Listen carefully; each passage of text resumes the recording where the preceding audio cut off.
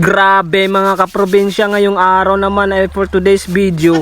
Nagapataka naman magyaw-yaw ang buang oh. Grabe, ganito pala maglaba ang pogi. Buang na, pogi pa, sangka pa. Grabe oh. Bale, naglaba pala ako ng tent guys. Alam nyo kasi guys, nung mga nakaraang araw ay may nagutot sa loob ng tent. Grabe, ang kapal talaga ng mukha. Kaso, hindi nyo pala yun alam, kaya ayan, share ko lang.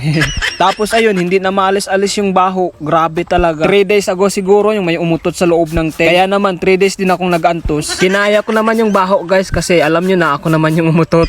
Bale, nilabhan ko na din guys yung mga punda ng unan. Gawa na. Basta, secret lang, baka may makaalam. Dadami kasi matuturn off guys, baka hindi tayo makapag-asawa. Sa paglalaban naman, hindi ko din maintindihan yung mga babae. Hay nako, paano? Ang tagal baga naman matapos. Kahit yung isang planggana lang, nako, aabot pa ng mga ilang oras. Pagkatapos naman maglaba ay magreklamo. Ay naku, masakit daw baga yung katawan kesyo ganito, ganyan. Pero guys, totoo naman talaga. Huwag muna kita magpalag kasi totoo naman. Iba talaga kapag mga lalaki yung nagalabaan. Isang brush, isang kusot, pwede na banlawan. Wala pang 10 minutes, nandun na sa sampayan. Grabe, ganyan talaga kami mga lalaki guys. Kaya mabuhay kami. Mabuhay. Sa akin nga, ang tinagal siguro ay mga 10 to 15 minutes. Feeling ko guys, medyo napatagal ata. Siguro nandyan sa 5 to 10 minutes. Huwag kayo guys, for the record yun. Aba, proud pa ang buang. Ngayon, alam nyo na kung paano maglaba yung pogi. Diba naman guys, sa paglalaba pa lang, may natutunan na naman kayo sa akin. Mano-mano pa yan guys, wala pa dyan yung washing.